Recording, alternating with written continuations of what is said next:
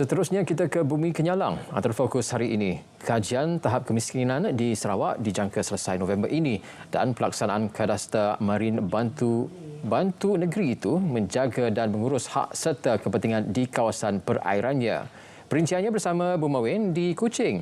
Buma, silakan. Baik, terima kasih Otto. Kajian mengenai tahap kemiskinan di Sarawak dijangka selesai menjelang November ini. Premier Dato' Patinggi Tan Sri Abang Johari Tonopeng berkata, kajian itu kini sedang dijalankan oleh Unit Perancang Ekonomi EPU Sarawak. Menurut beliau, kajian itu bagi memastikan senarai penerima e-kasih dapat dikemas kini. Dan ada kedap orang dah ada berisik kereta, rumah je kereta berekor tapi masih lagi e-kasih.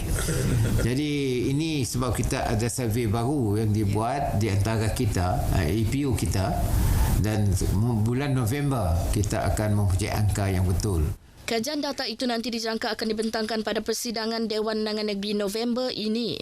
Datuk Patinggi Abang Johari berkata demikian selepas mempengerusikan mesyuarat Majlis Tertinggi Parti Pesaka Bumi Putera Bersatu PBB di Ibu Pejabat PBB di Kuching hari ini. Sementara itu, Dato' Patinggi Abang Johari semasa berucap pada penutupan Hari Integriti dan Inovasi Jabatan Tanah dan Survey Sarawak di Kuching mengakui masih ada kemiskinan dalam kalangan rakyatnya walaupun negeri ini berupaya mengekalkan status sebagai negeri berpendapatan tinggi.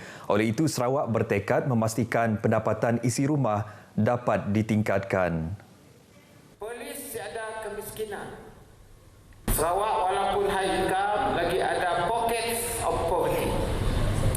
Dia compare dengan polis. Kawasan kita dari selatan sampai ke utara sama besar dengan seluruh Semenanjung. And you have to upgrade infrastructure and education. Then poverty will be there. At least reduce poverty. Bank Dunia pada 4 Julai lalu mengiktiraf Sarawak kekal sebagai negeri berpendapatan tinggi iaitu pada kedudukan keempat selepas wilayah persekutuan Kuala Lumpur, wilayah persekutuan Labuan dan Pulau Pinang. Kedudukan tersebut berdasarkan penggiraan Bank Dunia Malaysia menggunakan data keluaran dalam negara kasar per kapita peringkat negeri tahun 2023 Jabatan Perangkaan Malaysia. Pendapatan negara kasar per kapita Sarawak pada 2023 mencecah $16,560 Amerika. Baik, dalam perkembangan lain, Premier memberitahu Jabatan Tanah dan Survey JTS Sarawak akan memperluaskan skop kerja pengukuran meliputi kawasan marin menerusi Marine Cadastral Survey atau Kadastar Marin. Perluasan skop kerja itu adalah berdasarkan keperluan semasa dengan pelbagai corak pembangunan baharu di kawasan perairannya ketika ini. Menurut Premier, ia juga selari dengan pindaan kanun tanah berkaitan takrifan tanah kerajaan negeri, isu-isu seperti had pemilikan dan persempadanan selain pentadbiran dan pengurusan yang perlu dikaji dengan lebih terperinci. Terdahulu dalam ucapannya, Pengarah Jabatan Tanah dan Survey Sarawak Awang Zamhari Awang Mahmud berkata, skop pengukuran kadastar marin berbeza dengan skop sistem kadastar tanah dan memerlukan kajian lebih lanjut. Justru pihaknya dengan kerjasama Universiti Teknologi Malaysia melaksanakan kursus dan beberapa siri bengkel untuk memberi pendedahan berkaitan kadastar marin bagi mendapatkan gambaran lebih jelas tentang proses dan prosedur terlibat. Selain daripada itu, hala tuju pelaksanaan kadastar marin telah dirangka dan akan dilaksana menjelang rancangan Malaysia ke-13. Pada majlis itu, Premier melancarkan Marine Cadastral Survey dan menyampaikan anugerah Pegawai Integriti 2023 kepada kaki tangan JTS serta anugerah-anugerah pemenang Konvensyen Kumpulan Inovatif dan Kreatif 2024. Saudara, Kementerian Digital mahu meningkatkan industri permainan video elektronik dengan menggalakkan perkongsian idea, teknologi terkini dan meraihkan budaya permainan elektronik melalui sesi pendidikan. Timbalan Menteri Digital Datuk Wilson Ugat Kumbong berkata, usaha itu bukan sekadar sasaran tetapi sebuah janji untuk meletakkan industri itu ke tahap baharu.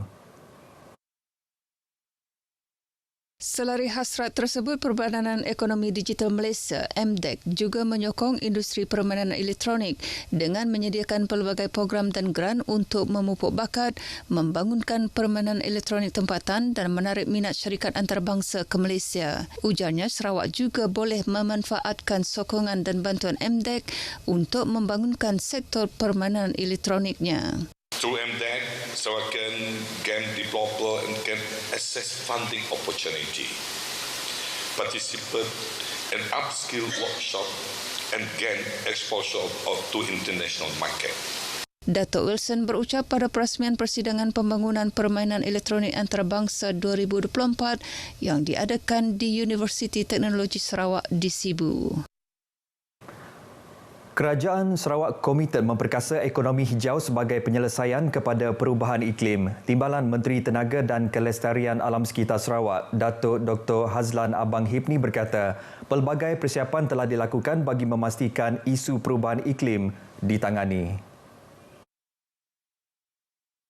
Menurut beliau, fokus kementerian adalah pada penggubalan dasar pembangunan sektor tenaga dan kelestarian alam sekitar untuk Sarawak dengan beberapa rangka kerja telah dibangunkan. Ini termasuk Ordinan Alam Sekitar Pengurangan Pengeluaran Gas Rumah Hijau 2023 yang diluluskan pada persidangan Dewan Undangan Negeri tahun lepas.